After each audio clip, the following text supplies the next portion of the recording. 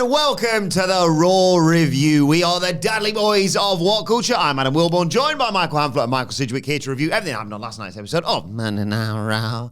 But before we get into it, if you're a fan of this sort of thing, make sure you subscribe to WhatCulture Wrestling on Apple Podcasts, Spotify, Amazon Music, and YouTube, where we do daily wrestling podcasts where we not only review Raw, but also SmackDown. The show formerly known as NXT 2.0. AEW Dynamite, AEW Collision, pay-per-views, premium live events. We have interviews, roundtable discussions, and a roundup of the week, complete with a good quiz, of course, on WrestleCulture. As I said, though, joined by Hamflett and Sidgwick to review Raw and the go-home show ahead of Saturday night's main event.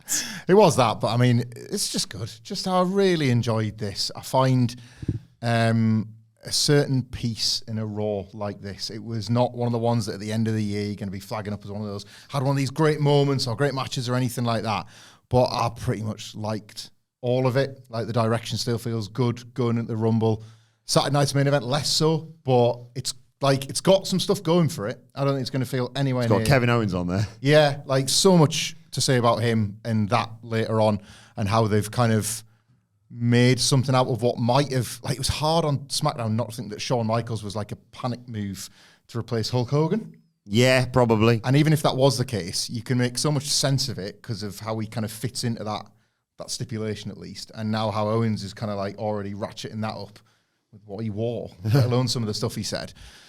It's just, WWE is in a really good place going into the Rumble. And though I completely agree with my esteemed colleague's take on the Rumble being a busted flush for ages now, and I think everybody's universally accepted that it's the one thing Triple H has continued to get wrong, I will, idiotically, again go in, eyes closed, fingers in my ears, saying, it's Rumble season! And just hope it's going to be great, because I think the build for it continues to be awesome. It was an episode of WWE Monday Night Raw for me, this. There are two things that really pissed me off. One thing I thought was exceptional, and I cannot earnestly wait to see more of it and how it unfolds and it develops. Let's get into it. They do the usual opening of, like, people arriving for the show, except Rhea Ripley's jumped by Nia Jax straight out of the game, tries to kill her, ramming her against the fence or whatever, and security have to separate them. More on that in a little while. They also plugged Penta against Pete Dunne, whilst Michael Cole says Dallas is hosting Raw for the 27th time. And Wade Barrett filling in for Pat McAfee's at the College National Football Championships. We touched on this a little bit on the SmackDown review, but I'll sort of repeat my take. I want to be diplomatic about this, because I've got mixed feelings about Corey Graves as a commentator, and that's what I'm talking about, somebody's ability to do the job. Sometimes I like him, sometimes I don't. Just the worst timing to do the thing he's decided to do. Really, like, I think that's a diplomatic thing to say. Like, it's okay to have pride in your position and in your job and in your tenure and all the things that Corey Graves did when he said what he said. If indeed it's all a shoot, and who knows, maybe some of it's a work wrestling, who knows. But yeah, like, here's an example of Pat McAfee's regular schedule, let alone the fact that half the time he's on his podcast, let alone the fact that at any given moment something else might come Pat McAfee's way, and WWE seems to be totally cool about him doing whatever he wants and then dropping in. Like, Corey Graves has had a seat at either Raw or SmackDown, like, with his name on it for the bulk of this last decade. And he, boldly stands up for himself at a time when, for the first time in that decade, that name tag has been peeled off. Joe Tessitore and Wade Barrett have got fabulous chemistry. They're just a great partnership. Yeah. But Tessitore in particular elevates the broadcast with his announcing. So Graves has lost a colour spot to Wade Barrett and has lost that play-by-play that he was forced into to Joe Tessitore. Michael Cole's Michael Cole. The timing couldn't have been worse for him to make this specific career choice, and that seems to be clearer by the week. Could say it's a bit of a... Oh! Teachable moment! Indeed. I will say Wade Barrett, for me personally, is far better. I think he's funnier than Graves. I think he's like, he can be sardonic, and he's more of a panto villain, Wade Barrett.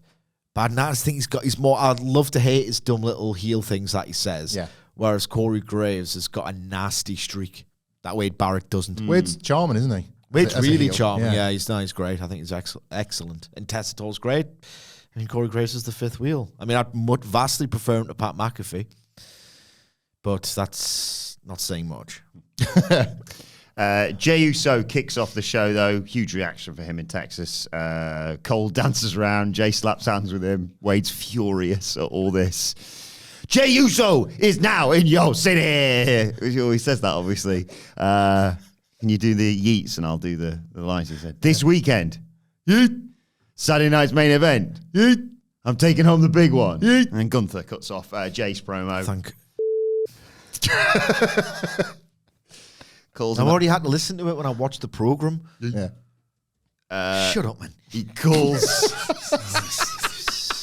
Gunther a funny little man for thinking he'd win the world title. Gunther was looking forward to facing him on Saturday until today.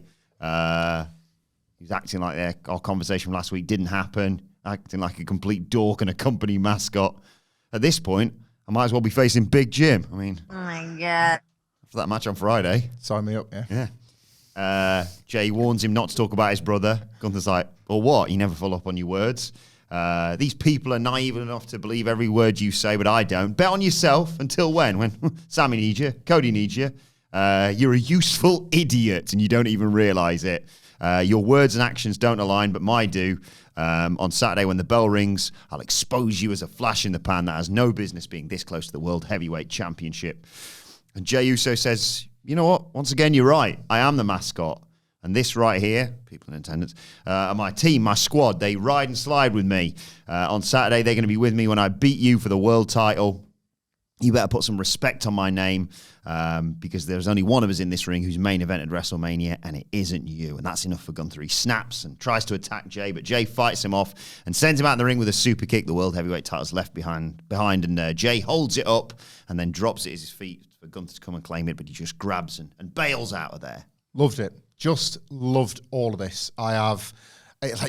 You can't even really call it like a home run, go home promo, and the fact that there's absolutely no doubt who will win on Saturday. Yeah. And yet the execution, the content and delivery was so good, I enjoyed it nonetheless, even though it didn't do its express purpose. I worked backwards because I did really like how they framed. Gunther always knows how to position himself as like the strongest and most believable champion, and yet just a little bit of a coward for the moment, for the sake of the moment. The taking the belt back was a nice illustration of that. Jey Uso is a brave and bold babyface, even when the odds are stacked against him. It's part of his charm as a babyface, and they kind of illustrated that with the belt thing. I bang on about it all the time, but it's because I love getting to watch it. The contrasts and connections that get put into these feuds whenever they're built, like, always impress me, always. We've already talked last week on like Gunther getting to be his smarmiest, most obnoxious self because the evidence is there. Jey Uso can never really get it done. Not just in terms of kayfabe and winning and losing title matches. He's won that one, but the Intercontinental title is an outlier realistically. But Gunther doesn't need to say, your matches stink. But we're allowed to think that a little bit as well if we want, if that's part of the story we engage with. So that was already established. This week, this idea that Jey Uso is only like a hanger-oner that then Jey gets to like push back with. Well, not really, mate. I'm main evented WrestleMania. That in itself is a bit of foreshadowing of what's later to come with Kevin Owens and Sami Zayn. But what it does here is remind Gunther that there are still levels to this game and that world title isn't everything. I have been here long enough and I have got these things too, and it's in a totally different way than the Miz reciting his Wikipedia. It's this idea of like, no, there is pedigree to this. Like, I'm worth more than you are giving me credit for. And the little detail that I love the most to illustrate that was Gunther saying, oh, yeah, great help and a great sidekick. Like, you're there for Cody, you're there for Sami. And why does he name those two names? Because those are the people that keep Gunther up at night, because those are the two people that beat him. So, yes, Jey might just be riding with these big names, but who are the big names? The ones that have taken down Gunther in the past. And we know he cares enough about that legacy that sort of stuff sits with him. It's actually what happened. Jey Uso did ride with those people, but nonetheless, to name those names specifically as part of all this, I just thought was extra inspired. I loved it, and there's not even the 1% of Saturday Night's Main Event, and I love this. It was well performed and had some good analysis from my esteemed colleague. Ultimately, this was a well-delivered promo battle, the likes of which I'm getting a little bit tired of. I see it in pro wrestling every single week, this volley back and forth of, I mean, is that just wrestling or is it just the format's getting a little bit stale for me personally? It's the same as last week, really. It's ultimately really, really well-delivered promo material from two wrestlers with a great contrast, which should drive a good mini detour of a feud. 1, I have no doubts whatsoever over the outcome. 2, I have no doubts that the match isn't going to be great. So it fails on both counts for me. But, I mean, that's just wrestling. They're just setting up their little B-show main event. Can't care. I'd be lying if I said I gave it toss. There's something brewing that's the opposite of this later on in the program, though. I wonder if Gunther can do it. Braun Breaker did it. Jey Uso has it. Like, lying dormant as a singles wrestler, but certainly can do it as a tag wrestler. I genuinely wonder about the quality of this. I don't know. Surely it feels like it can't be great, but... Surely they've wrestled before. Yeah. Well, having said that, I'm trying to think of a TV match for Gunther's IC title before WrestleMania that Big Jim screwed him out of. Am I... Like a Raw main event? Maybe. Like... There's a dim memory of something in my head. King of the Ring 2024 semi-final. That one doesn't stick out. But again, it's the Jey Uso thing of like very few singles matches. Probably 3 stars than he Yeah. did he super kicks. Very few Jey Uso singles matches do, but like with the world title on the line, with the slightly elevated platform of Saturday night's main event, we'll And see, he I did guess. defend the IC title against him in February. That's the one with the Jim Uso run. That was all right. That was okay. But again, it's because where they can sometimes find success with Jey Uso is this never ending, I guess, now because he's won the IC title. It's never ending quest for singles validation that it's always within reach and then he never quite manages to hold on to it. If he can harness the idea that the people want him to win. Yeah. He did it with Braun Breaker once. Harness that idea of, Jesus Christ, the fans are shaping the outcome of this match. If he can get that before an agonizing defeat, I'll hold my hands up. Yeah. But it would have to be in the moment. Like, I'm not, doesn't really feel massive, this. No. It's the Royal Rumble match that isn't happening on the Rumble. Yeah. That's a good take as well. So the New Day run into the last outlaw, JBL, backstage. He looks just like JBL. Yeah, exactly. I told you. Didn't I tell you? Say. I'm glad. He was just Legends Night JBL. Yeah. Hanging out with friggin' the 2 hours ago. Ivory and Greg the Hammer Valentine. And he didn't come out with a stretch horse later, but thank you to Mark Lee Willis for that animation last night. But yeah, the New Day run into him like, oh, finally, someone who understands. Woods wants JBL to let everyone know when he's doing commentary for Kofi's match, which is now apparently a singles match. They've done a lot of that recently. Yeah. I didn't like how he arrived at this New Day match, to be honest. Again, there's a sense that if this was as big as all of us want it to be, and it can be, and it still can be, like it's, they can easily escalate the stakes in something New Day, Big E related, whatever. Tag belts at Mania if you want. I still think they're being too trivial and lightweight with this, personally. And the link was really great. You've been off your partner and you find the most success you've had in your career. That's the Triple H stuff I love. Like it's Rob Fee. Yeah, there's the... I don't think it's Triple H doing this. Well, there's the link. There's your show. That's what he's there for. Is it Rob Fee, the director of long-term creative and character development? He's got a funny law job, hasn't he? Yeah. Like the show Bible guy, whatever. Like, right. I honestly think that's his influence on the program. It's not Triple H. But it's like really smart. He never did much of this in NXT, did he? Maybe to an extent. It was easier to hold on to his own, like law and continuity. I think this is that Rob Fee doing his job.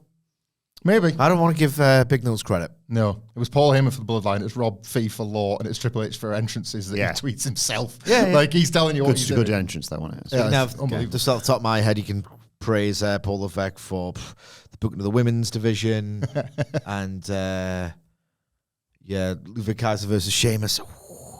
That's got, like, Tweener City...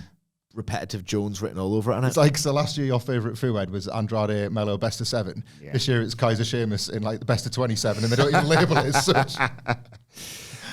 So Woods wants JBL to talk about them being victims of a smear campaign. They need him to be an acolyte for the New Day, and they slip $2 in his pocket. And they assume, he's going to be on the same page as them, cutting dead weight, when going on to the most success of his career. Not as much as them, obviously. And JBL's like, well, I can understand why you cut ties with Big E. Fans loved him way more than they did you. And you want more attention paid to you. New Day don't appreciate this, so they storm off. It's just a bit, like, cutesy for me, all of this. There's no real heft to it, is there? Nah. Like, there was elements of it in the match, which is a good sign. But still a bit panto. It's a bit skitty, a bit panto. I'm not convinced by it. The match that we were, like, told to expect was a tag. That then changes to a single. So, You're right there. Something me through it. like, what's happened in the day where they've just thought, oh, no, we're going to do this instead. That doesn't bode well because it's, you know, like a reasonably well-organised show and something on the day has made them think, no, we'll do that instead. Like, if you're locked into a story, you're not switching it up on the day, are you? In the best possible way, I hope it's an injury to Xavier Woods, a very temporary injury to Xavier Woods. Because like you say, if they're just doing that, then. Anyway, Kathy Kelly interviews Bayley. She's officially back on Raw and she declares for the Royal Rumble. She could go after either brand's champion. She seems to be indicating that as well. She's about to say she could go for the NXT title as well, which... Oh my God. But she's cut off by the Queen Nia. Nia Jax wants Tiffany Stratton. Who? I know who Tiffany Stratton. I know who Tiffany Stratton is. I don't know who Tiffany Stratton is. Oh, I started saying her name normally, and I was like, I've got to do the thing. Who's that, though? Jax wants Tiffany Stratton for herself. Plans on winning the Rumble. Bayley dares to try something with her, but Jax says, we'll see you out there later. Your voice even went Dana Brooke in how you were kind of like losing faith in it. There was almost a little tremble. Tiffany Stratton. But then I get an excited message from Sidgwick early on a Tuesday morning after Raw. But he texts me saying, oh my God, is that professional bull rider Mason Taylor and Austin Richardson? And PBR announcer Matt West. And yeah, it was. Yeah, I was yeah. Imagine if like that was this year's coffee fight. Let's check this bull rider stuff out. I mean, I want to see it. I want to see what they're up to. No, you don't. I haven't even listened to the car yet.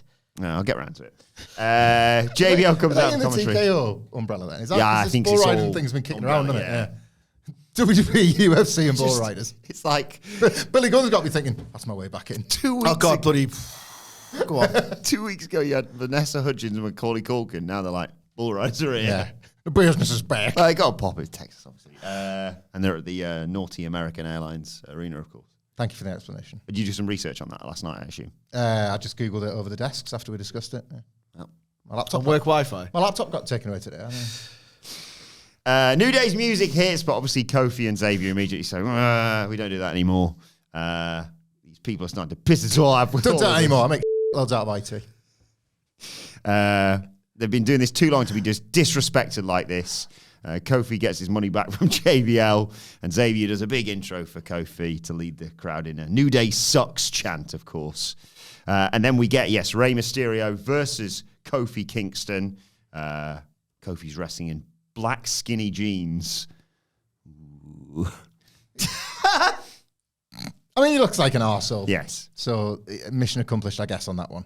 I don't envy friend of the channel, Jonathan Davenport's task of designing the New Day's first heel gear proper. Yeah. Because it's always like one of the things you like the most about whatever the theme is or whatever they're into, and it's like bad guys. How are you gonna do that really, other than something like this? Like, just not pleasing, is it? Like I see like black skinny jeans at the moment, and I think of someone like a John Moxley who I'm tired of, or a look that I just don't.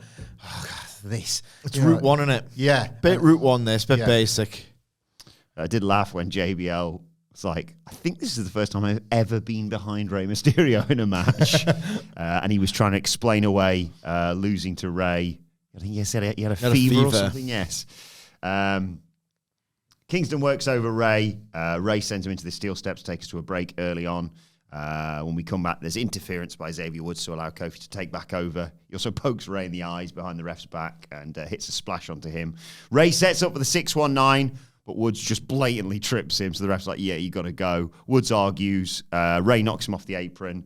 Rey did hit a 619, but Kingston gets his knees up on the splash, goes for an SOS, but Rey reverses quickly into a cradle to get a surprise pinfall win. They attack Rey from behind afterwards, do Woods and Kingston. The LWO run out to make the save, and the New Day bail, although they do that bit where they run round and then jump back over the barrier as the LWO are checking on Rey Mysterio to post poor Joaquin Wilde, and then they leg it before Rey or Cruz del Toro can get their hands on him. Yeah, mixed feelings on all of this. Two finishes on this show that I've got like pretty significant problems with, and the fact that they were both on the same show is an even bigger problem. This and we had the one on the Netflix show, and I was told off about like, it's Netflix, it's the compromises, but I this like stealing one vibe. There was 2 of them on this Raw. I just don't like that making a comeback. It's what we do in here. Like the whole point the last couple of years has been, you're not just necessarily appeasing people, just beating people, and there's winners and losers, and people get over. It's always the way. Like AEW illustrated that when they launched. It's like make a new pattern, re-establish that the old way worked the best. And I don't like seeing 2 banana skins at all in a calendar year, let alone 2 on the same Raw. It's just bad form, bad booking, and it just... Not very imaginative, is it? No, and I just don't think it bodes well if you're trying to assess and enjoy the show creatively.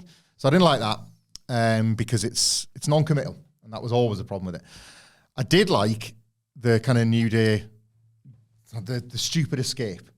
That might be a route that might work. It's still too trivial, but while you're establishing them as heels, I think you might as well lean in on them just like trying to hit and run. That's like there's a nasty streak to that. It's too comical now, but there is a nasty streak to that, and I think they can explore that, and they'll win this Fued because it's clearly like a starter kit program for them as heels.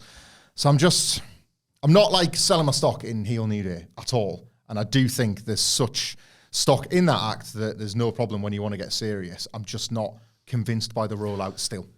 Yeah, nor am I. I will say, to be absolutely fair, I do try to be fair. I've been talking a lot about there's just no such thing as real heat anymore. So how can you strive for that which doesn't exist? Yeah. And too often wrestling does this. It does feel like there's no attempt, but would it be futile to begin with?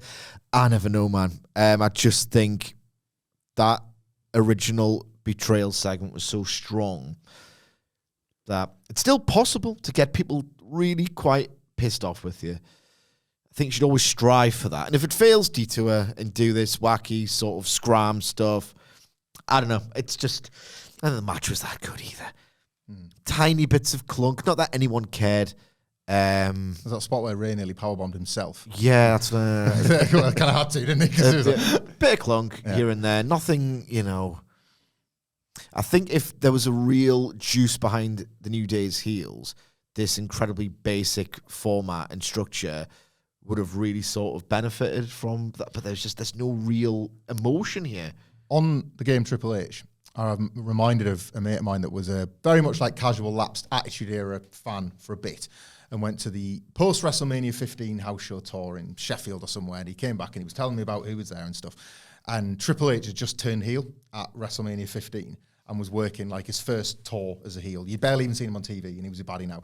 And he was like, so we were like 14, 15 at the time, so like trying to piece together how this all made sense.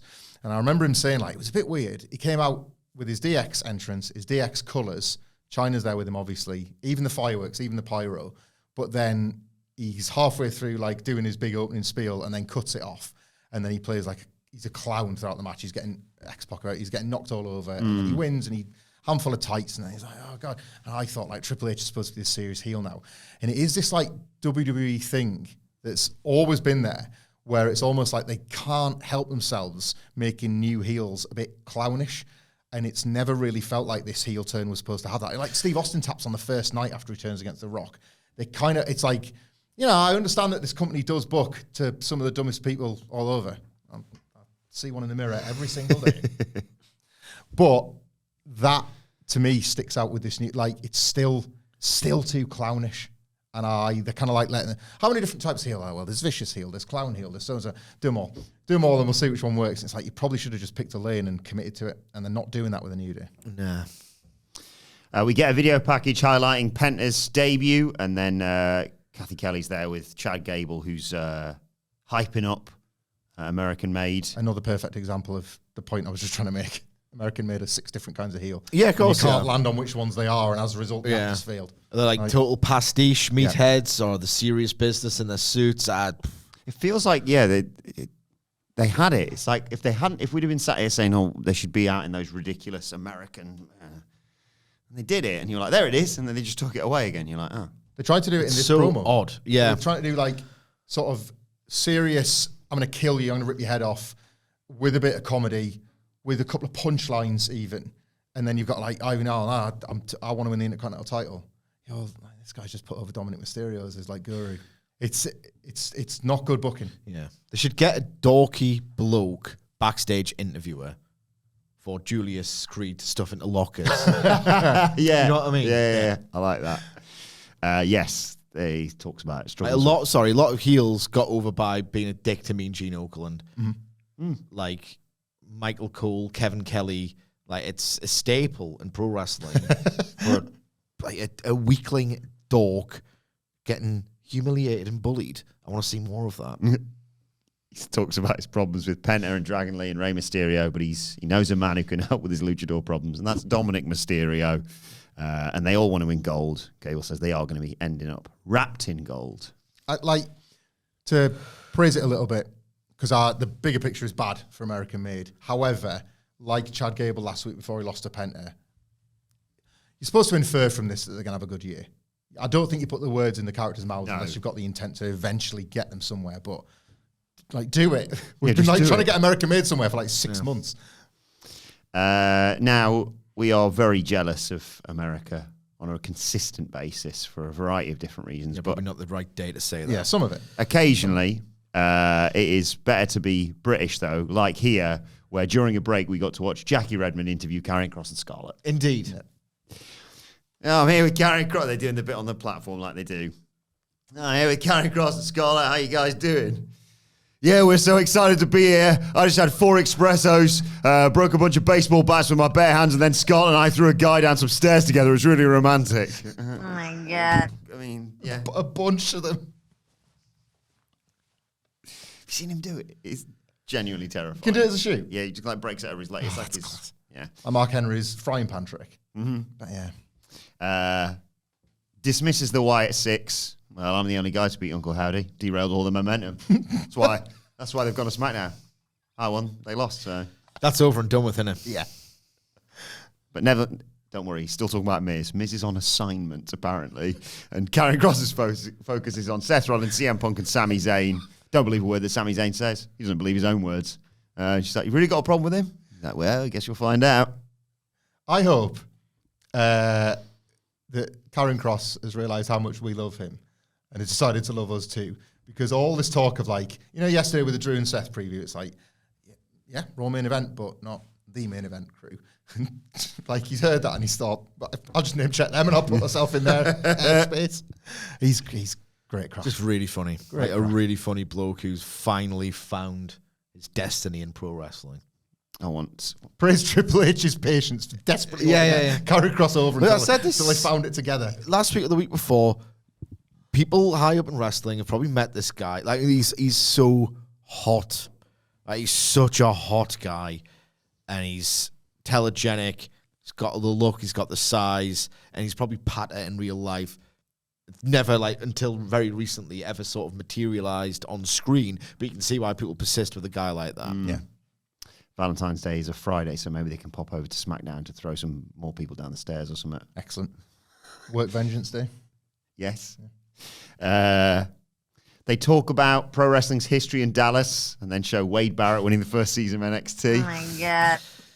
Off. The Sportatoriums in Dallas. I forgot that bit of the Iron Claw. Yeah. Yeah. And then Sami Zayn comes out. Gets a great reaction, of course. He says he appreciates the reception. He's not going to beat around the bush, though. He's spoken with Postman Pearce, and he's officially entering the 2025 Royal Rumble match. He talks about Seth's words from last week, really getting to him, thinking about what he really wants. Thinks back to his 14-year-old self and everyone who grew up wanting to be wrestlers and the thousands who did become wrestlers and then less and less become WWE wrestlers and then even that, less than that, become the upper echelon guys in WWE. Considered himself in that group and all the guys in the Rumble with him. The only difference, of course, between him and the others is they have a world championship to their name and he doesn't. But he says, look, you know what? I've had a great life, great career. I don't need to be completed by this championship. Fan support has meant more than any championship could ever mean. And you believe it with Sami Zayn. He doesn't need a world championship, but damn it, he wants it. 14-year-old Sami wanted it, dreamed of it, and now he's going to take it. And then he's interrupted by Kevin Owens. What's Kevin Owens wearing, Michael Hamflett? He's wearing a gorgeous Bret the Hitman Hart jacket. It's the usual sort of thing you would get on the tights with a line with the skulls and the hearts down on the arms. But the rest of the detail is the painter's radio pink splatter design of the mid-90s, which is like often considered Brett's best work. Brett's best work. Along with the wrestling. Oh, and the winged eagle belt as well over his shoulder. It's Brett's belt, isn't it? Yeah. So. And Zayn's like, it's only a matter of time, really, this. How do you want to do it? I was like, whoa, hey, buddy. What do you mean? Look, yes, I saw you with Roman at Survivor Series, and I was upset, but it's not the same as Cody. You know, you and Roman got a lot of history together. Roman did terrible things to you. So did I. And you overlooked it and forgave us. Because that's who you are. You're a good person, Sami. You do a lot for your friends. And, of course, you're my best friend. You're more like a brother to me. I know that you can and will win the Royal Rumble because you deserve to win it and go on to WrestleMania, and then we can accomplish one more thing together. We main evented WrestleMania together and won the tag titles, but we've never main evented WrestleMania one-on-one for the world title. And when you win the Rumble, we can do that, as long as, obviously, you know, I win the title as well. But I know both of those things are going to happen because I've got your back. And just like you had Roman Reigns' back, you've got my back too, right? I know if I need you, you'll be there. He just leaves. Can I go first here? Because it's very rare that I get to be very effusive in my praise of something WWE has done. This was absolutely tremendous. I think it's great. Kevin Owens is the best character in WWE right now. First of all, I love the idea. I don't think either of them will be wearing that title or going for that title at WrestleMania. I love the idea that that should be first and foremost in the mind of every single wrestler. None of these Jericho-esque, I'm here to make stars, or we're here to save the soul of the promotion. Absolutely everything should orbit that world title. Every subplot should be derived from the failed chase of that world title. Checks and championships. That world title and how it corrupts people and how it sort of mutates friendships, destroys friendships, because professional glory is at the expense of it. I love that little detail. Every wrestling program at the high level, at the top level, should gun for something like it. I love the idea of Kevin Owens being just a bone-deep arsehole of a bloke, a manipulative piece of trash who knows what he's doing here, knows what he's doing, but because he knows what he's doing, and it's really nasty stuff with Sami Zayn, and he knows it, but because he knows it, this might be a Hamflettian take, and I'm sorry if I'm stepping on your dick, the idea that he's wearing something that very, very, very, very, very early in their friendship, they've probably had the most dorky conversations imaginable about, go on, what's Brett's best gear? Oh, no, Survivor Series 96. Yeah, the orange was nice, the trim, but it wasn't really Brett.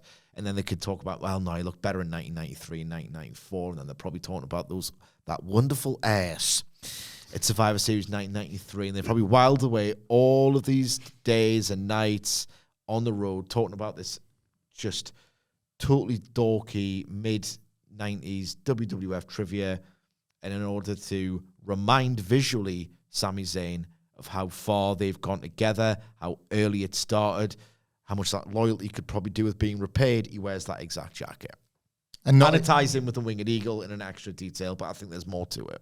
And Shawn Michaels being the man in the middle to do the ladder match contract signing. There's Kevin Owens immediately like planting his flag about who he is as he's trying to manipulate Sami Zayn into a show of loyalty when he's Bretting himself ahead of a face-to-face with Shawn Michaels at Saturday night's main event. So, or like when he turns up in a different Bret t-shirt, whatever it is, he's already kind of like marking his cards for Saturday.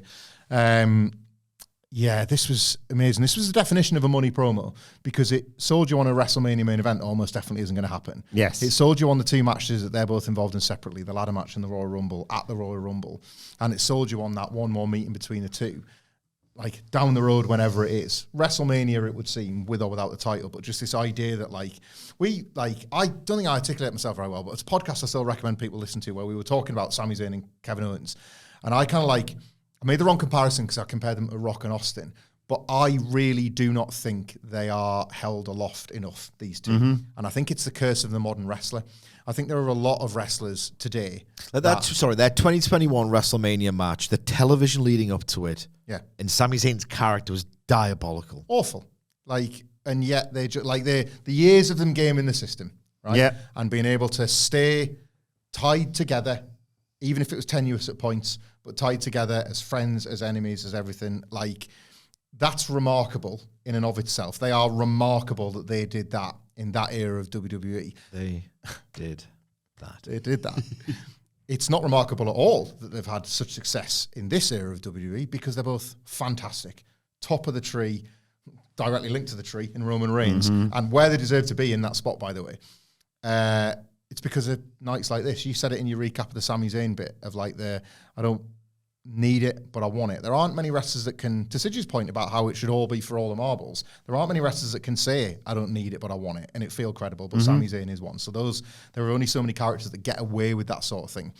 But the one added thing that just blew me away about this was in all the excitement we had over when is Kevin Owens finally going to even appear in the ring with Sami Zayn, or they've been so careful and so cute. Last week, SmackDown felt like this turning point where he was my then best friend. It's he's foreshadowing all the things that are to come for Sami Zayn.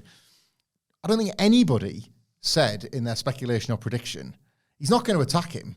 He's going to understand him because he gets his connection to Roman Reigns. He could do that for Cody if he wanted. He could have done that for all the other people. He could extend the same latitude to Cody Rhodes, but he's not, because it's not real latitude that he's extending to Sami Zayn. It's fake. He needs him. He's trying to manipulate him to get a favour out of him for this ladder match against Cody. And we were talking about in the office, if that ladder match goes on before the Rumble and Zayn doesn't run in and help, because he probably won't run in and help, why would he? Then in the Rumble itself, if Kevin Owens is there to accidentally on purpose low bridge Sami Zayn from the match and powerbomb him against the apron or something, he'll be well, that's justified in Owens' head because he didn't help him. He screwed him. It's Brett and Shawn. It's all of it. It's all of it so wonderfully tied together for a match that they've had at WrestleMania, for stuff that they've done that potentially won't be as big if there's not a title in the picture, but has me believing in Sami Zayn winning a world title even more than it did in 2023 when he was up against Roman Reigns. I think they've got people rooting for this Sami Zayn Kevin Owens WWE title match more, because there was certainly this feeling in 2023 it's got to be Cody. It's got to be Cody at WrestleMania. So Sami always was this best possible near miss guy. I think this is bigger and better. I think people would be content if Kevin Owens gets it done at the Rumble, because they can see the vision of Kevin Owens versus Sami Zayn for the belt. It's fantastic. They have once again proven themselves just levels above. Kevin Owens and Sami Zayn, when we're talking about the New Day thing and how, one of the reasons why people hate it so much is because they're 10 years in the bank of investment in this. There's 20 years with these two. Yeah. And half of it is WWE. And I just think that's remarkable. I think to my other point, I just think there's a lot of wrestlers now, because of the churn, because of the increased quality in just about everything, aren't talked about like some of the greats, the old money greats, and they should be. Zayn and Owens for me are, the Shawn and Brett stuff is neat because they are Shawn and Brett for this generation, only they've drawn. Yeah. So the matches stand up and they drew money. I just think this felt so big time. And I still almost can't believe it. Maybe these two more than anybody else. A Roman Reigns was a big star in the Vince era. A Cody Rhodes might have made it. He's well on his way. Yeah, Cody Rhodes might have made it to exactly the level he's at under Vince McMahon. These two don't get the platforms these have had, and I couldn't feel better about it every time I watch them. Then Kathy Kelly's interviewing Sheamus backstage. He talks about having the best career, but sort of backwards, beating John Cena 6 months into his career for the WWE title, but the IC title is the one that drew him to WWE as a kid. It's the one he's been chasing for 5 years. He says the stars are aligned. He's going to beat Braun Breaker and fulfill his destiny. Let's go Irish! But then Braun interrupts and says he's going to beat Sheamus and break him like an old man. He advised him to retire, and Sheamus shoved him, and Braun just laughs and walks off. The promo was good. The physical chemistry we've already seen with these two is good, but the stars won't align, and that's the fundamental problem with it. Yeah. This isn't the one. I believe all of this. This isn't the one. So Like, But I like this now because I got the sense from this, Braun's going to destroy him. Like, this should be the one where he just runs through him. old man. Yeah, batters him. Sheamus is like, oh, bollocks. Opportunity's gone, and maybe I'm not going to get another opportunity. And I would not be surprised if, not necessarily against, I don't know if it's going to against Braun or what, but career on the line sort of stuff. The way they, like, overlooking your career. I've been chasing this for 5 years. I've done everything apart from this. I don't know. It's not Braun, is it? There's a heel one day for Sheamus, and it's not Braun. That Sheamus can, title versus career. There's just a nasty villain one day that can be Sheamus's guy for this, but it's not Braun Breaker, is it? I don't know, maybe. We'll see. WrestleMania? Well, Braun and Sheamus. You just can't visualize it, can you? Other than the stakes, I suppose, Yes. like the title career, I guess. But I'd like to see it. I would genuinely like to see that. Like the weird thing with WWE, it's been this case for years, and it was one thing that's continued between Vince and Levesque. And you see, even in something, I know it sounds really trivial, I don't mean it to, even in something like Punk's haircut, in the dye jobs, it's just you've got to look a certain age. Yeah. I love the idea of them playing with the mortality of a wrestler, the age of a wrestler, some actual heft and pathos, and I like this, but I really hope they take it all the way to WrestleMania. it's and Triple H gets deserved pelters for this in other ways. It is at least one way you are kind of like talking about the diversity of your roster. Should be full of different shapes, sizes, levels of experiences, ages. That's how you use that, isn't it? Ethnicities, which is Triple H's enormous, like, ultimate, like, sort of stumbling block as a booker, sadly. But that's what a diverse roster should have, because that's how you get to tell different stories. Yeah. Like Braun Breaker at the side of that as a second-generation kid who's just this, like, sort of, like, total monster at this young age. Everything probably Sheamus feels like he used to be. Yeah. I think during the ads, but there was a platform interview with Ludwig Kaiser, who mentions Penta's name. I love the platform. The Redmond spot. I love it. Just, you've got, WWE, it just looks incredible. It looks absolutely incredible. So positioning this new, like, spot with that incredible, like, a massive hot crowd lit up to look amazing. Why wouldn't you do this? It's infinitely better than a backstage interview, and it takes around about the same amount of time. Yeah. As long as it's hot, keep doing this. Yeah, do it while you can. Do it while you can. You can't, yeah. Should have been doing it, like, I think Renee Paquette was doing something like it a little bit in AEW. AEW looks more like WWE in 2019 than WWE in 2025 does, and it makes me sick to my stomach, GR. Then it was time for Nia Jax versus Bayley. Roxanne Perez was watching on at ringside, potentially with an eye on moving up to the main roster, Sidge. Or bringing Bayley back to NXT, of course. That's where they've had their issues last week. Yeah, that's what's actually happening, though, isn't it, bro? When will she leave? But you lost. And she'll do whatever. Bayley gets an early 2 count from a DDT, but Jax isn't having that, just headbutts to take over. Bayley counters an annihilator as well and knocks Nia Jax to the outside to set up an argument with Roxanne Perez. And get into it. Perez has to be dragged away by security. Takes out a member of the audience, you told me. She was brilliant, eh? Arms and legs all over the shop, and one of the fans in the crowd went down like Hugo Savinovich would on a Spanish announce table where he just booted off the chair like that. But, like, they sold it. Yeah. Bayley and Roxanne Perez, their brawls bode well for the match. Like, great physical chemistry. And she's sort of chuckling about this and enjoying seeing Roxanne getting taken out. And in the midst of the ads, she gets nailed from behind by Nia to take control. But when we come back from the break, Bayley drops an elbow for a 2 count. They fight to the apron. Bayley hits his sunset bomb into the post. Nia Jax dies briefly. I think it's unintentionally funny, but there is an amazing. It's because, right, the way they shoot this. So the spot is fantastic. Yeah, it looks Nia, really good. Like, slams herself into that post off this power bomb. So she's gone to the floor to sell that, right? And it's a potential count out win. And when you're wrestling monsters, you'll take the count out. It's not typically a heel thing, but a babyface can take a count out. Bayley rolls into the ring and the camera's on her, and the rest started counting, right? So your wrestling fan brain is thinking, the camera's gonna cut back to Nia, And she's going to be like stumbling, trying to get back to her feet or whatever. 3, 4. Hard cut Nia is flat out. Absolutely dead. Like, just dead selling. She has not moved. And it's like, got it. That really got it. Like, it's unintentionally funny, but it's how they should sell something that looked as awesome as that. It is funny. If that was instincts, Yeah. that looked way more gnarly than I could have possibly have dreamed of when I imagined it in the back, then I'm just going to sell this. I'm dead. Yeah. It's great. Bayley actually hit Nia Jax's finisher following that. Hits the Annihilator and an elbow drop off the middle rope for a 2 count. But then Jax fights back, sends her into the post, squishes her against it. Tries for another Annihilator, but Bayley blocks it and hits a running knee strike for 2. Jax goes up top, again to try and hit a finisher, but Bayley hits her with a powerbomb for 2.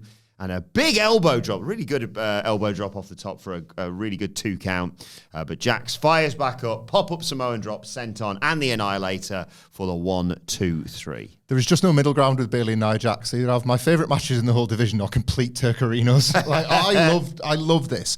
And Nia Jax, we've kind of sort of campaigned a bit for like Nia Jax, the TV wrestler. A total bed on the PLEs as champion especially, but turns in these pretty decent TV matches. And yeah, like when these two make it work, I love watching them wrestle. There are occasions where it's like obviously Bayley has this like classic chemistry with Sasha Banks, obviously. Like when you two lock in, I love watching Bayley wrestle Nia Jax. And then like, well, here we go. Here comes Bad Blood or whatever. What the hell was that? But this was one of the good ones, thankfully. Like Nia Jax has measured over the years just the right amount to sell Bayley as like a physically stronger character than she was when she was kind of, I always use Takeover London as the example, but they had others. As like just a physically stronger, more experienced wrestler that knows the ways around, as well as actually occasionally being able to outmuscle Nia, such as with that outside powerbomb spot. Just believably, credibly has her sometimes and then just can't quite get her. A little bit of bad booking because Bayley announces that she's moved to Raw, transfer window. Like Nia doesn't, just turns up on Raw and beats her anyway. That's not great. Like, pick up your details there a little bit. Like, what's that about? Like, Nia just kind of gets to rule the roost. Bayley's like, yeah, lost on SmackDown. Need to put that behind me. Fresh start, Raw. And I'm going to win the Rumble. Immediately leaves this to Nia Jax. Oh, well, never mind. Who else in the Rumble? Only Nia Jax. It's the opposite of the connections and stuff like that. It's like it's the women that win it, so they don't get the same courtesy half the time. Get the attention. I've pointed to Wilbourn, it's Natalia, but good. That's what Bayley is now. That's her purpose. Yeah. Nia Jax, why didn't she care about Tiffany Stratton? She does. Was she? Yeah. She's made her intentions clear on SmackDown about wanting to get the title back and wanting to get hands on her sort of thing. That's why she programmed with Rhea Ripley. Because Rhea headbutted her last week. They need a match for Saturday Night's Main Event. Rhea attacked her last week. I've got some headaches and confusion, Dr. Fed. I'm wondering if you could help me. I'm all out of sorts. Why is Nia Jax programmed with Rhea Ripley if this is meant to be levels in cinema? Insta-feud. Rhea attacked her last week. That's what happened. She wants to get her revenge. That's why she attacked her at the start of the show. Yeah. But it's all very... And she got a title, which helps. Well, but this is the point. Like, she's... The transfer window, having never been ever fleshed out, it's just rubbish, man. She can just turn up on Raw and fight for this belt, and she should be fighting for Tiffany Stratton's. That's the... Get both belts. Saturday Night's Main Event and then win the Rumble. Simples. Simple. That's when he knows he's looking for a way out. If Wilbourn could do an escape room of like crack about defending wrestling. Need I say more? Simple. Stick it on the list. Fire escape. Rhea Ripley ran out to attack Nia Jax. Big brawl, security. There's a cannonball off the announce table at one point, and then Rhea grabs the mic and says, me, Saturday Night's Main Event. Is that TV or PLE? Because I want to know if it's going to be good or not. Because I like Nia Jax and Rhea Ripley. I like Nia Jax and Rhea Ripley together. They're great, but it could be rubbish, couldn't it? You know what I want to see? Right. And we've already seen it, and it did, in fact, go horrifically awkward in a hilarious way. Nia Jax, I thought this match was strong. Not a best effort on TV, but just certainly far better on TV. Nia Jax versus Charlotte Flair. Right, because Nia Jax like the inverse Charlotte. Charlotte would just dog it on telly. Yeah. A lot of times, especially in the latter part of her career. Just turn it on pay-per-view because she could. Nia Jax is like, she can't face the pressure, but she's like good on like, what does that look like? I mean, hopefully like that 2021 shoot fight they had where it just fell apart in the middle. Oh, I forgot to mention the new That was so great. She just does that in the gut. Just that in a shoot fight. Nah, just let the elbows go. It's fine. Don't worry about it. I mean, it's a good, clever move. Yeah. You kind of escape that. Or for their tag team. One's crap on telly, one's crap on pay-per-view. How's it going to work? Together. Did you see the Charlotte Flair vignette on SmackDown?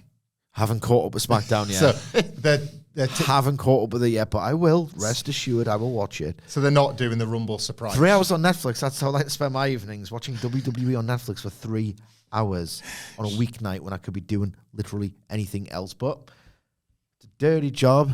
Someone's got to do it. And it's these two. But I will catch up. I always do. I wasn't expecting any of that. But all I was going to say was, after that vignette aired, and I think it's a big deal that Charlotte Flair's coming back. She's never really had a run in this creative area, and it just might not work. But She is a woman. I was catching up on because I watched it late, SmackDown, and I had to go back and look. So I was like, oh, what's the response to this? I was quite excited. I was like, oh, see how she interacts with so-and-so and so-and-so. Just pure dread. Yeah. Like, nobody has switched off that female Roman Reigns tag she used to have. Nobody remembers the good pay-per-view matches. That's the problem. Yeah. Nobody ever thinks that. I just say, how many world titles? She's won fucking 50 or something. Like, dread it run from it. It's Charlotte Flair. Chad Gable pops into the clubhouse, falling to pieces for the Judgment Day. He's asked, understandably, Dominic Mysterio for help with his lucha problems. Dom gives him a piece of paper containing the name of someone who could help. Gable's very excited and then gets everyone's name in the Judgment Day wrong and leaves. They're like, why are you helping Chad Gable? He's like, not bad for him to owe us one, I suppose. JD McDonough's worried because they've got a tag title rematch next week, but Finn Balor's nowhere to be seen after the street fight, of course. Dom offers to take Finn's place, and McDonough accepts. McDonough's worried that Balor might not like this idea. Liv's like, it'll be fine.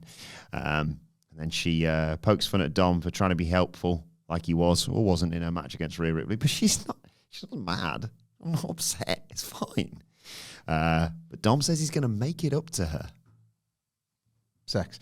Like, Sex. Considering they've been dissolving the Judgment Day for 2 years now. Oh, God, I know. Can I just shock you? I quite like this version of dissolving them. Like, I can't quite figure out how it happens yet, but watching it happen is finally at long last entertaining. Like, all the teasers that have clearly designed to go nowhere were quite boring. But now, like, Liv Morgan's pissed off with Dominic Mysterio. Dominic Mysterio is going to take Finn Balor's place and they're going to lose. And Finn Balor's becoming increasingly pissed off the fact that, like, it turns out I'm getting nowhere after all. And I do like... And I hope Finn hasn't, like, I'm really hurt. I'm just going to have it lay up and not watch anything for a bit. And he comes back in, like, 3 weeks and goes, when's our rematch then, JD? Oh, we had it 2 weeks ago. Like, Raquel seems to have a bit of a fondness for Dominic in the background. In the shades. Yeah. Just can't see where she's looking. Well, that's the benefit of wearing shades. Part of it, because people have clocked the eyes early doors in the story.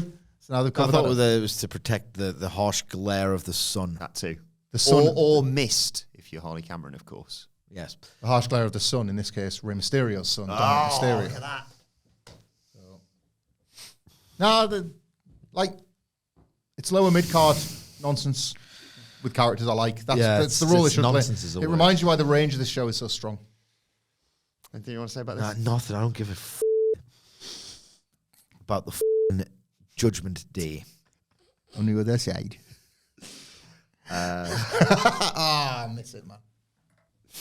We get a Martin Luther King Jr. tribute video, obviously, and then I find it very funny that Pete Dunne heads out for his match and grabs a mic and says, everyone, shut your mouths unless you're willing to call me by my proper name. I'm Pete Dunne, I'm the Bruiserweight, I'm the best pound-for-pound wrestler in this company. Week 3 on Netflix, and I don't get a look in, and then he gets cut off by boring, commercials. It's because you're pretty boring, Pete. He needs to remind the crowd what they're supposed to not call him in order to get them to even call him, and they still don't do it. That's multiple worst-case scenarios, but... Just be a producer, man. Be I've a dog. said it all along. Be a dog. It's the weirdest close-knit relationship in wrestling, Pete Dunne and the inner sanctum of WWE. I mean, like, why? Yeah. We're now 2 years off a decade in WWE.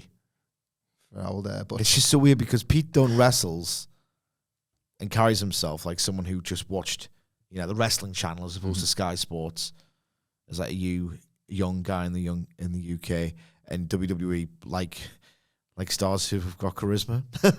You know what I mean? It's just so weird how they've got such a close-knit relationship. Yeah. Is he still in his 20s? Fact.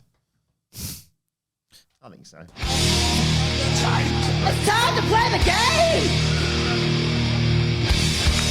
Time to play a game. That's Pete Dunne in his 20s. Fact.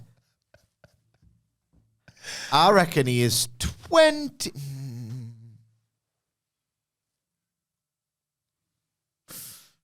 Jesus Christ, 8 years. 8 years removed from that UK, bloody hell. I'm going to say that he's 29 years old, turns 30 this year. So effing, because I was thinking 29, but I'll say no then, and I'll say 31. I can tell you, when it comes to the three of us and Pete Dunne, we're all in our 30s.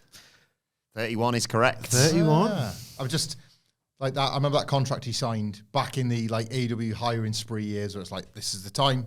And it was like a 4-year deal. He's only going to be exited. So like he could, yet to be in his wrestler prime, sign for AEW and have an entire career after like a decade with WWE. Yeah.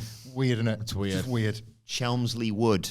That's where he's from. Where's that? In Birmingham. Oh, Birmingham, of course. Let him speak. It's a lovely accent. I don't hate it, you know. A lot of people do. A lot of people really hate that accent. I don't. I don't. I mean, they don't all sound as boring as him. It's true. Sami Zayn approaches Seth Rollins, who's warming up in the back. I don't think I hate any accents. No, there's none that stick Welsh. out. I just hate the Welsh. Dude. What? I'm joking. joking. Yeah. So Yeah, I know a very what you- wise strategy, though. I was going to that's all I'll say it's traitor's law, this. I love the Liverpudlian accent. Oh, yeah. I find it Scouse hypnotic. Yep. Oh, Geordie. I love Geordie. It's another, that's like the Brummie accent, though. The Scouse one is another one that gets pelted. Yeah, isn't it? people don't like, I could listen to a Scouse talk all day long, mate. I love the. Have you seen that video of the mum talking to her like baby daughter, and she can't talk yet, but she's got a Scouse accent. It's so like, it's amazing. I love it. So Sami Zayn goes up to Seth Rollins, says his words got through to him. No, hang on. With the Beatles. Hang on, just go and alienate one more group of people for the hat trick. Go on. Don't say that. Rollins is glad to see this side of Who should I go for? being good. Like Ali G. Oh, please, we're trying to press the button. Who should I take out next with my poison-tipped tongue? Rollins is glad to see this side of Sami Zayn, but he wouldn't hesitate to throw him out of the Rumble. And Sami Zayn says, "Not so." West Country folk. Oh, I love her. Love the old West Country. Right there, my lover. And there we go. And there it is. That's all the accents. All three of them. You're a winner. Ding, ding, ding. Sami Zayn's says he's going to toss him off. Toss him out first. Every time. Come on. The little face-off between the two of them. Karrion Kross is in the background doing, well, what his mentor in Final Testament does, I suppose. This, again, just established that every single wrestler, without exception, that is kind of These negging, Raw shows are long, aren't they? negging Sami Zayn, of which there were several wrestlers that negged Sami Zayn in the show, they're all doing it in service of a big storyline. Every single one of them.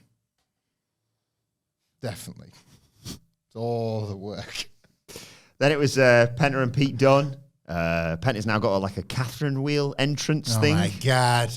They haven't unleashed that. Oh my God. I resent it. I resent the wheel. Oh, God, they haven't done that since, weirdly, when they didn't have a pot of piss in 1996, and they just took the Intercontinental title off Wildman Mark Mero and were like, do you want 16 Catherine wheels? So, check out Survivor Series 1996, but there's other examples. That's one that's an easy one for people to find. You know, remember this big Sid frame? Yeah. Awesome, iconic sort of thing. Nobody remembers the Mark Mero frame, right? It was the last chance where they were like, should we push him or should we just push Sable? Out of the way, you. And there's 10 Catherine wheels coming down for Mark Mero. I like Mark Mero. I think he gets digs off people unfairly. Yeah. But it's A match at Austin at King of the Ring 96, awesome. he was when Brett went off in the summer, I was like, right, well, I like Sean. Austin guy, he's all right, but I was like WWE itself. It's just one promo. It's probably not going to get over. Wildman Mark Mero, on the other hand, he brought a shooting star press to the United States of America, and Power Slammers told me that he's the first person to do it. So, that the Catherine wheel is such an incredible effect. I hate it. As long as it's Represent the wheel. Whenever I see a Catherine wheel in wrestling, I automatically think of Kevin Nash walking out with that preposterous pirate. Was that the one he drops the title to Hogan as well? January 4th, 1998. Because he just like comes out. I think it's Alvarez doing the brilliant like play-by-play of it all. He like comes out, poses, and he's like, still bloody going this. He's seen all this. Anyway.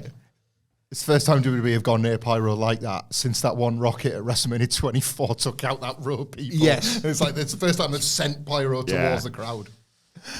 Cole mentions them first wrestling in Rev Pro back in 2017.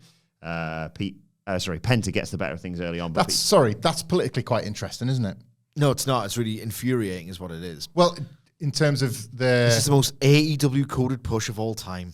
No, I'm just saying they normally like to name the companies they like. It's the AEW thing last week with, who was it? Megan Payne has wrestled all over the world in places such as, anyway, like the companies always name who they want to name. And WWE, it was always pro, it was net like, and fair play to Rev Pro as well. They've that was proven to be the right call. Like most of British wrestling, deservedly, is in the bin, and Rev Pro still gets to run the copper box. Like Andy Quilden, for better and worse, held out and said no thank you, while a bunch of those absolute snivelling little took the money and ran, and burned a bunch of careers in the process. And Andy Quilden and Rev Pro didn't, and as a result now have a working relationship with AEW. And it's just, I found that interesting that you could just shout out. Both big names wrestled all over the world, and Rev Pro got a name check. Maybe it's just because Michael Cole, business respecter. He just wants to get over it, doesn't he? I'm surprised Wade Barrett didn't say, well, they both also wrestled in WCPW. Let's not forget that. Didn't wrestle each other, but they, we put them on the map, really. Well, along with Wade. So WCPW doesn't get much of a mensch in WWE. There's an example of a company that doesn't get much love. Nope. I mean, it does on this podcast, but hell yeah. Penta gets the better of things early on, but Pete Dunne goes after his fingers. Dunne tried a big backflip off the top, and Penta just super kicked him out of the air. Then went to do a dive to the outside, but Dunne just nails him with it. Penta's selling was great here with the forearm to take us into a break. And we come back. Penta fights back with a sling blade, corner drop kick. DVD gets 2, hits a Mexican destroyer, but Dunne rolls out of the ring, and a big dive from Penta to take him out. Dunne blocks another destroyer, though, and snaps Penta's fingers, puts him in an armbar, but Penta lifts him up out of it. Backbreaker, sacrifice arm breaker, Penta driver, 1, 2, 3. I'm a simple man. I love the Fed. And one of the things I wanted all this time was a Penta run like this. I don't know where the ceiling is for it, truthfully. Chad Gable's arm. I don't know where the ceiling is for this Penta run. I don't know if he wins a title. I don't know if he just ends up getting thrown in multi-man matches. He'll probably be in Money in the Bank, for example, but I don't know. Ultimately, Rey Fenix comes in, and then they definitely become a tag team. So I don't know what I'm going to get out of a singles Penta run, but second week in a row, I've loved this. Yeah. I quite like this. It is a controlled Penta, but I'm praising the control. I'm praising the discipline here, because there is obviously, we've seen it a million times, even in his later years and his advancing years, of which we are arriving at with Penta, he could go out there and have this insane, better, different spot fest, and there will be a time for it. There will be a time for it. Fed. I'm liking watching Penta having these matches, genuinely. Last week I was thinking, has he sold a bit too much there? And then this week, I think they're measuring this just about right. They are leaving so much in reserve, as is Penta, that down the line, if that's kind of a direction they want to go, or there's this one big occasion where it's Jesus Christ, he's absolutely stolen the show. So much of Penta in presentation is already stealing the show and already stealing the conversation that the match doesn't need to. But there will come a time where you get both. And I'm feeling really good about this Penta singles run, even if it's ultimately only got a certain shelf life, because the tag run is inevitable. But so far so good. I love Penta, and I think I'm still fighting for this title a little bit with him. And it's a different one than what I expected, because it's WWE. But I really, really enjoy this. Most I've enjoyed a Pete Dunne match in months, years. I don't know, ages. Match is fine. Dragged a bit for me. Pete Dunne's not over. And I think him being so not over at times throughout a match that even at 10 minutes I thought was a little bit long on the tooth, felt a little bit subdued, and the whole shiny new sheen of Penta was going away a bit, and then his finish looks so awesome that it doesn't really matter. You get there in the end. It's in the crazy pills era with a and I don't I've made about 2 years ago, and I feel like mostly I've done it because I feel like 2 years ago, so like 2 or 3 years ago, maybe 3 years ago, a lot of articles I wrote, a lot of podcasts I recorded were all very much from this defensive position of, I mean, you see people do it to this day, and I get really annoyed, and I'm going to go in the muck today. I'm going to go in the muck. And I say, what's the story? You know, all this sort of stuff. I was like, I don't want to be that dickhead. There's too many of those dickheads. By doing that, you are luring yourself in the conversation and just having these petty, pathetic battles. 39 years old, I'm a father of 2. The idea of arguing on the internet with a stranger, I find absolutely pathetic. I feel like the idea of, like, I don't even want to stand up for AEW. I think it's f***ing shit half the time, to the point where it actually offends my sensibilities. But I find this contrast in this AEW tax Michael Hamflett, at this point, a f***ing joke. Penta arrives in WWE. He simply walked into a promotion that's more popular. The arenas look better. The production's better. His theme tune's not as good. It looks identical. The work's lesser than. And this week he's got a shiny new Catherine wheel. And guess what my first thought was when I saw the Catherine wheel? Oh, it looks amazing. I mean, it looks amazing. That's it looks amazing. That's the business, and it looks amazing. And then he gets in the ring, and it's not amazing, Doug. It's actually quite mediocre to fine to passable. And like, there's an engagement format. I forget the name. 4.1K likes on X. God, Penta's so selfless in the ring. You've just MP Ford an excerpt from the WWE social of a run-of-the-mill cut-off spot.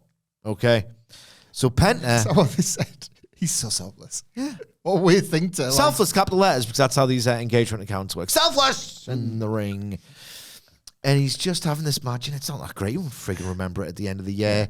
It's not that exhilarating. Penta's selling's good, but I think maybe it's just refreshing at this point because he didn't do much of it, realistically. One of the best-selling performances of the 21st century was Penta in AEW when he looked almost vulnerable in that match against the Young Bucks, where the mask's been teared out and he's bleeding.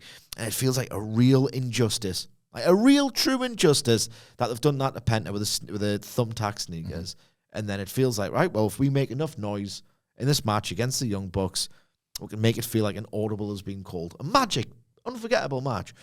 This wasn't that. And I know it's at the time, but it wasn't that good. And he has this match against Pete Dunne, and where's the story? Penta's just having random matches on Raw, which he is. And then it's an exceptionally, and I'm not talking about my beloved AEW doesn't get enough credit. It's not my beloved AEW anymore. Hasn't been for quite some time. But in the interest of fairness, the people doing cartwheels over this Penta push, they have some dignity. The standards and this AEW tax Hamflett, I know you hate the phrase. So that means I'm going to keep saying it. Starting to like it. Okay, it kind of comes mid-rant in a way that delights me a bit. Okay, I get. So they're referencing Penta, who didn't get a vignette. So how the am I meant to know who he is? I got this video. And he has this. And he has they're cryptic teasers, and he has these pretty mediocre matches it's getting celebrated. I know I've used this analogy, but I'm going to build on it. It's getting celebrated for making the move to the Champions League club and putting in Saudi Premier League performances. I just don't get it. I never will. I'm not really that entertained by the match. I've seen far better from Penta over the years. And the idea that I'm meant to be doing cartwheels because he's got a Catherine wheel and it's a bigger building makes me sick to my f***ing stomach, JR. As somebody that's referencing the indie background and that's pretext for a story. Yeah. That is totally Tony Khan coded book, and he's done it with Darby Allin and Ethan Page. Yeah. He said, this match was a hit somewhere else. Let's do it on my TV show. What is the difference? Triple H has copied loads of Tony Khan. He has. Loads. And made WWE better for it as well. Obviously that's what good bookers do, don't they? They influence ultimately. Tony Khan may ultimately look back on those days in the ECW arena and see that it has happened to him. You know, that peak ECW that became the Attitude Era because it was just so many concepts were lifted. He's seen that. It makes me sick to my stomach. From the point of view of somebody that did love this but isn't trying to say selfless in capital letters for engagement, what I will say is there's a lot of wrapped up in this, I think, is the ultimate, which is trust in the process. There aren't rankings, but there are invisible ones, or there should be. You practice the idea of invisible rankings, even if there aren't updates on the website. Penta's come in 1-2 and is form, and you trust the company that's pushing him at the moment. I don't. Well, I do. Look at Andrade. Yeah, I know. I trust this process. So I'm thinking, well, that's 2 wins. Penta's rolling. Where's this going? That's what I'm asking out loud. Where's this going? Yeah. I care about his direction and his trajectory. And I feel encouraged by both performance and push and the investment, as we know. I mean, the Catherine wheel looks great. I simply resent the wheel. It looks awesome, but we also know that is a reflection of investment in him too. So I find it really easy to sort of get on. I was on it in a futile sense years back, but I find it really easy to get on the Penta hype train in a way that I haven't, like pretty much since, I'm exaggerating, but since Cody no-sold the Armbreaker. Like, there's one point where you're like, I don't need to be on the Penta hype train ever again. This, to me, is like supremely effective promotion from a lot of people who trust the promotion to do it. I'm not speaking for the selfless guy. But that, to me, is where I think there's so much praise for this. Yeah. I don't think all of it's in bad faith. I don't know. I just don't think drives us mental.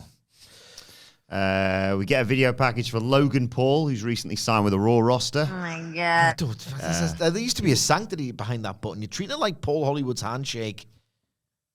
Eat, sleep, breathe wrestling until he becomes the greatest superstar to step in the ring. Not far off, to be fair. You're looking at the GOAT, he says. He's going to make his Raw debut on Netflix next week. Over it. This is real heat because I hate him. I really hate him. I've got 2 children, and I hate that he might be able to influence their ways for the worse, and it's one of the many parenting jobs is to stop your kids from being exposed to people like him and his ilk for how they are poisoning society. So if you want real heat, you've got it in Logan Paul. He's awful. Good kids prime, obviously. Delicious. Never. Good for you as well. And his work. So what, he does a good bookshot. I've seen everything. Shut up, man. I've seen everything. Don't you ain't seen nothing yet. I made a vow 3 years. Don't be gotten to, Sidgwick. You're in your mid to late 30s. Don't be one of these losers online. Don't tell the paper, Sidgwick. Just watch the show with a little bit of insight, one would hope. Tell people what you thought was good and bad. And just do some bits. Not that we do bits, but do some bits. Bits with your mates on the podcast, okay? Don't get embroiled in the culture war. Just thought I was out. Well, you'll like what came next. No, I probably won't. CM Punk came out through the fans. He's a wanker, sea of adoring fans. Johnny Redditor. He's a wanker. Wanker, more like. He's a wank. Great reaction. Bowman Lanes. Yeah, say a wank. I'll say it. Jackie I'll go there. New voice, the voiceless. I'll say what no one else is saying. I'll go there. In that studio, on that microphone. Jackie Redmond asks about the Rumble, a match he's never won against a stacked field. And, he says, well, first I want to ask you, is it great to be alive on a Monday night in Texas or what? He's looking to get to the main event of WrestleMania, but it's shaping up to be one of the most loaded Rumbles ever. And what makes this Rumble different for CM Punk? He talks about being the maker of history, main event in the first Raw on Netflix, beating Seth Rollins, someone who's favored to win the Rumble, of course. He's going to make history again at the Rumble, throwing 29 other superstars over the top rope. The pressure's on, and that is all of them. That's what they've always said, Sidge. It always winds me up. That is when I've got BDS. Okay? You know, there's no friends, only foes as well. That is when CM Punk thrives. BDS, and I'm in a culture war. No one can beat him when he's at his best with these people behind him. You can't see John Cena throwing him over the top ropes. Saw it last week 4 times, mate. Roman Reigns needed Punk's help to sort out his business. He's already put Drew McIntyre on the ground. Sami Zayn isn't on his level. He'll even throw Hulk Hogan over the top rope and kill Hulkamania once and for all. Oh my God. Don't press that button. His name's CM Punk. He's settling scores, calling in favors if he needs to. And there's going to be one man at the end of the Rumble getting his hand raised. CM Punk. I'm going to praise this loads because it's a total face melter, but I'm going to be a little bit conspiratorial, and Sidge likes that. I'll say that bit first. I think the mention of Hulk Hogan was him being a virtue signaling prick. Not because even he that. has to be the best guy in the world, doesn't he? Well, even though he quite clearly isn't. There was very possibly a bit of that. Yeah, of course there is, man. Jesus Christ, wake up. What he does. What he does. No, thank you. I think I'd rather go to sleep. No. I think that might have been a little bit of a Legento activity because I think, have you noticed how the promotion of Hulk Hogan's Saturday Night's Main Event has been scaled way back since he kind of ruined all the PR on Netflix because all anybody wanted to talk about was Hulk Hogan and what an embarrassment that whole deal was. And like, let's make this totally clear, an embarrassment to WWE as much as Hulk Hogan. They couldn't distance themselves from it as far as all of the people that were just the casuals, the laps, the whatevers who were like looking in on Netflix, the thing they had to say. I've experienced this in real life, by the way. God, that Netflix thing. God, the Hulk Hogan stuff. Like, two separate people. Is Hulk Hogan still in it? That's what's happening to him. What's he done? Oh, that's a different story. But He's a racist. He said, I'm a racist. like, the mention of it felt like litmus test stuff. How will the audience respond to Hulk Hogan getting buried here? You got this one, Punk? Yeah, I can do that. I reckon he just went off-piste. Maybe he did. It's CM Punk, so he's liable to do that.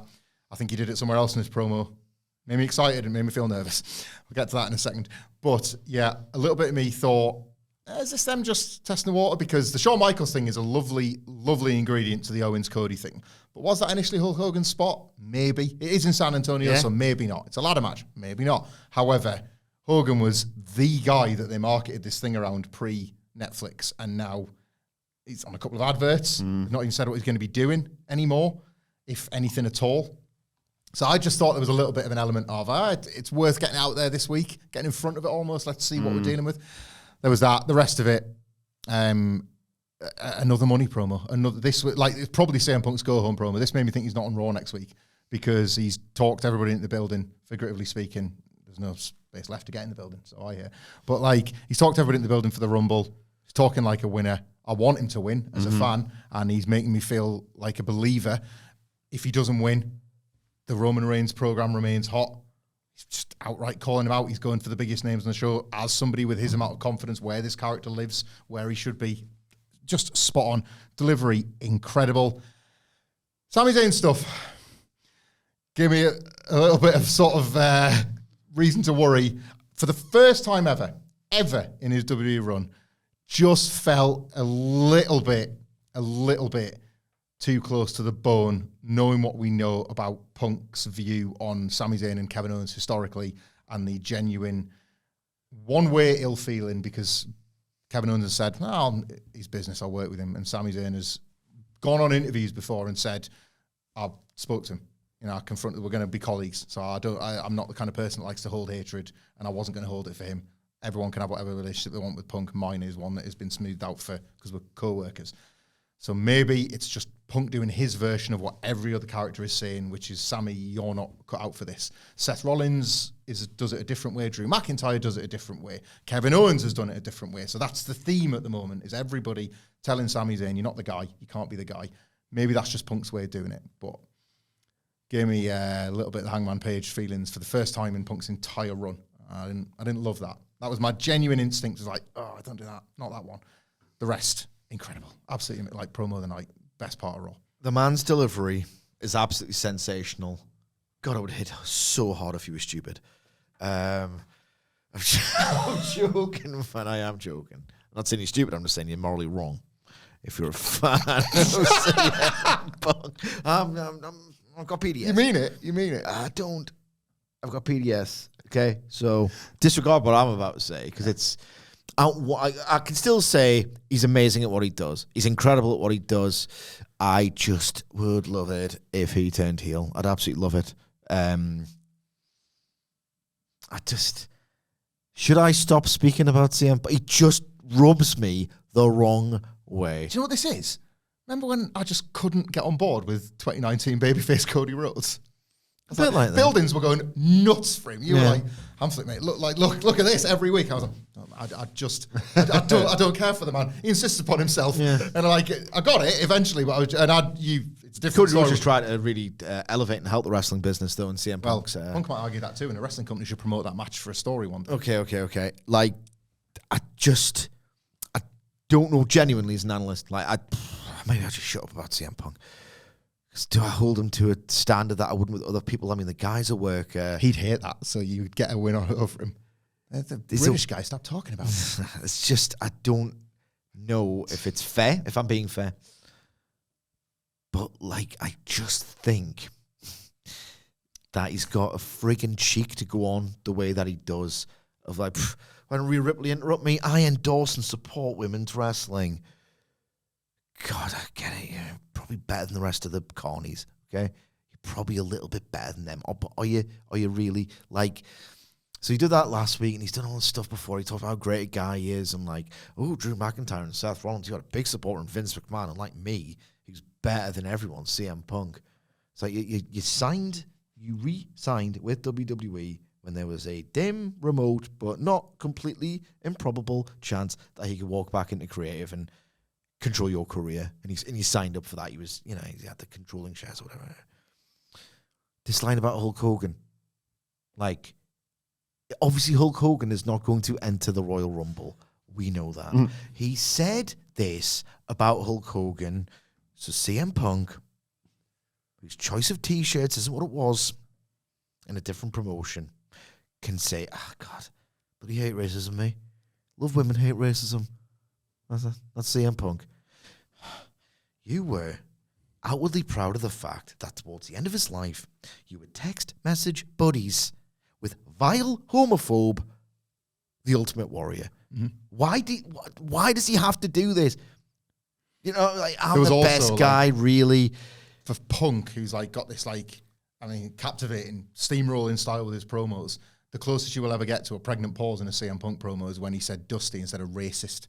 If you watch this promo back, and I've done it 16 times this morning, like, there's this little split second, and Punk never takes a split second, and he throws his dusty old ass out there, and he's like, he wants to just call him a racist, but then he gets copped for exactly what Sidgwick is correctly accusing him of, which is like signaling. They're all hypocrites. They're all hypocrites. Right. Like Tony, like, so they're all workers, and I should hold them all to the same standard and just give up on it. Like Tony Khan's like, when he's like, Linda Hogan, you're not invited to AEW. Look who invited to AEW over the years. It's like, I think I hate them all. It's a dirty business. Like, I think I hate them all. Kathy Kelly was backstage with the War Raiders, who are ready to defend their tag titles and restore honor and prestige to this division. They're not overlooking any teams, but no one's going to take their titles, basically. And they're not going to restore prestige to it. Didn't they fire? What are you meant to be hard? Meant to be Vikings. Yeah.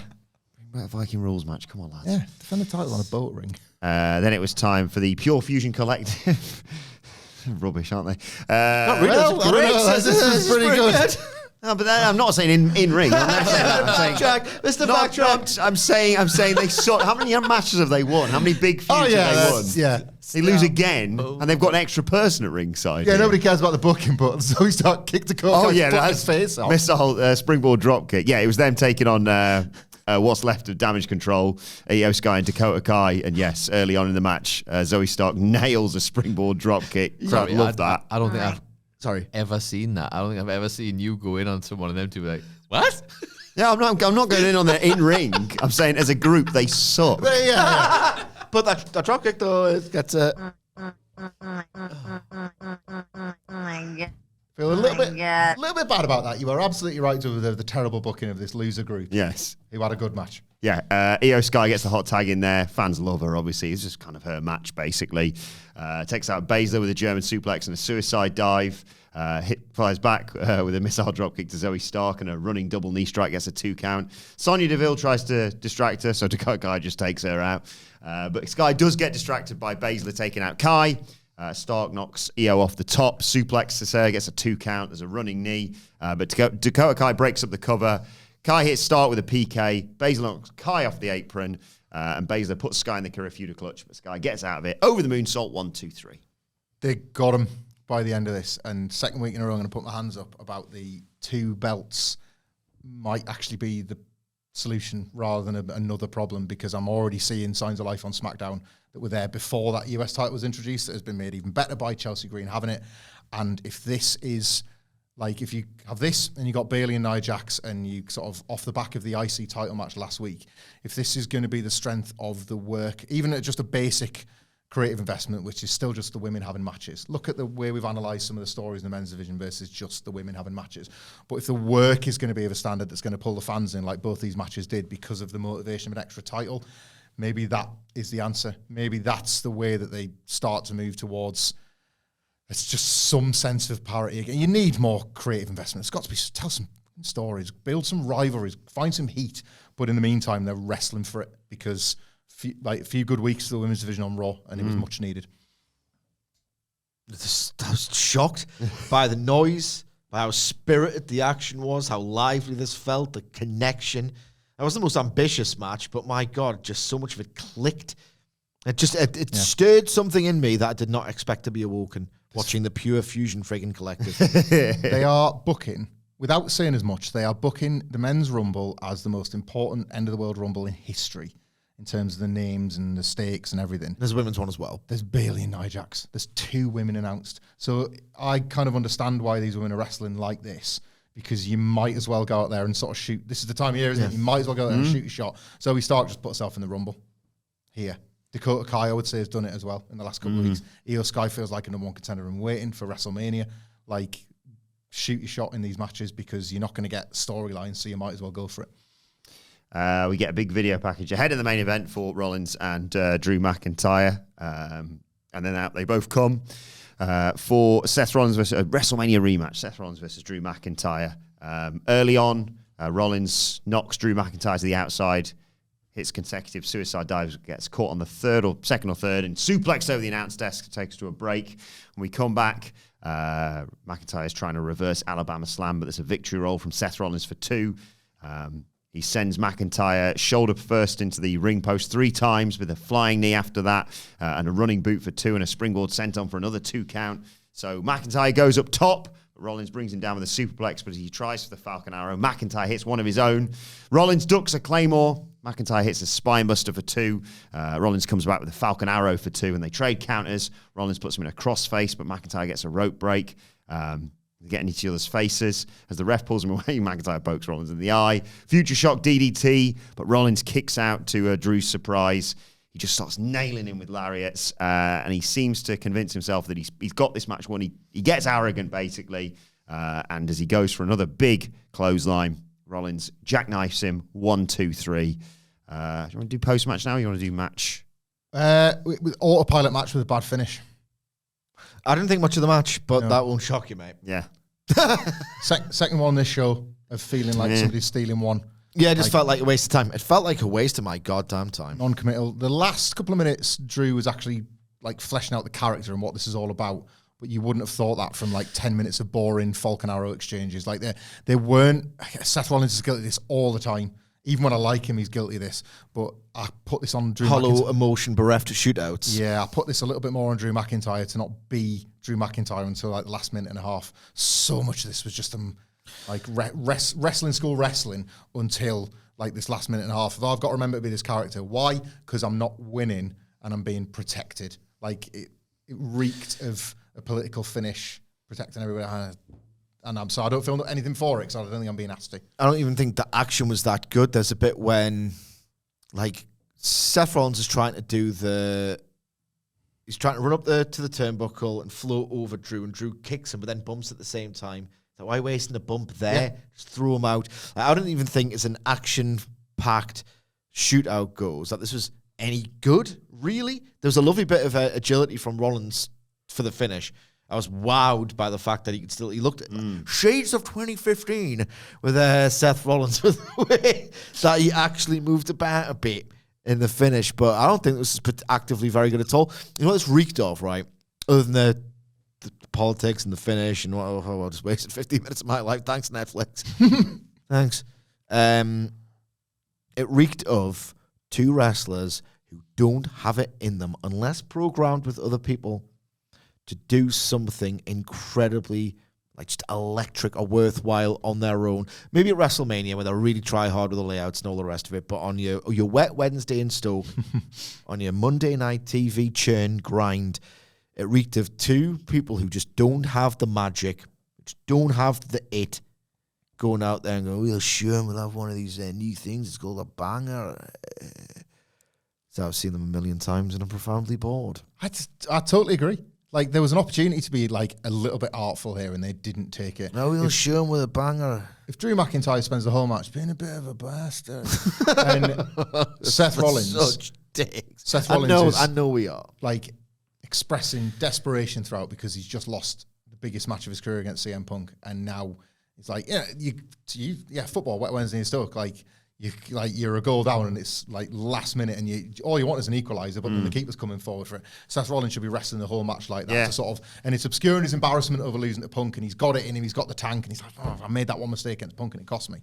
Didn't wrestle like that at all. He was just having a Seth Rollins match. And what that could have revealed when Seth is like driven to not cheat, but bend the rules a bit, that even in defeat, Drew has gotten to him. The Karrion Kross thing. Because Drew's kind of made him realise how you get your groove back is by being a little bit of a bastard too, Seth. There was none of that. Not really. A letdown. Drew's pissed off afterwards, so he attacks Rollins, hits a Claymore, sets him up against the ring post to try and kill him with another one. But Sami Zayn runs down to make the save, and then he checks on Rollins, but McIntyre headbutts Zayn. And then McIntyre's taunting Rollins in the corner, who's propped up there. Zayn goes to take out Drew with a haluva kick, but Drew moves out of the way and Zayn nails Seth Rollins in the head. And Drew McIntyre leaves very amused with what's just gone down. It's fine for Rumble stuff, this, because obviously next week, Sammy, Seth's seen the tape, it was an accident, but Seth's like, well, I've got a receipt. You've got a receipt coming your way and that'll be at the Rumble. And Sammy can be like, well, yeah, but you know how this feels, so why should I be scared of your receipt? Yeah. Like, I didn't mean to do it, but I will do at the Rumble. And it's like, so it's a nice little bit of build between those two while you're trying to send them off in their different directions. Way better post-match than match. Way better. I don't care about the post-match neither. Okay. Well, let us know your thoughts on that and on Raw in the comment section. A lot. Yeah, love Sami Zayn. Let us know your thoughts in the comments or on X at WhatCulture WWE. Watch, they can follow all four of us. You can follow Michael Hamflett at Michael Hamflett. Follow Michael Sidgwick at I'm Sidgwick. Follow our brilliant producer, Adam Nicholas, at It's Adam Nicholas. And you can follow me at Adam Wilbourn. Make sure you subscribe to What Culture Wrestling, wherever you get your podcasts from, for daily wrestling podcasts. We'll be back later on today to preview NXT. But for now, this has been the Raw review. My thanks to Hamflett Sidgwick. Thank you for joining us. And we will see you soon.